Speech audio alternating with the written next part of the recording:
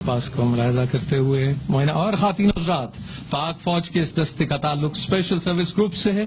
ان نڈر جوانوں کا اپنے دشمن پر وار کرنے کا انداز اپنی مثال آپ ہے. ہیری بورن آپریشنز کی تاریخ میں جنگ عظیم دوئم کے بعد سوات کے علاقے پیوچار میں انتہائی خطرناک اور بلند ترین چوٹیوں پر دہشت گردوں کے ٹھکانوں کے عین وسط میں لینڈنگز من جان بازم کا منفرد اعزاز ہے، جن کا نعرہ ہے العزم.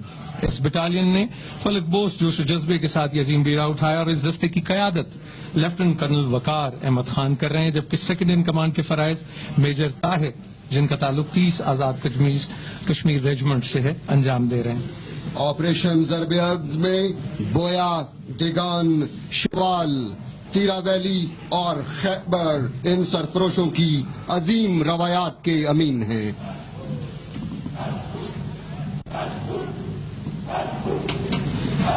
میرا عہد وفا تیری آزادی،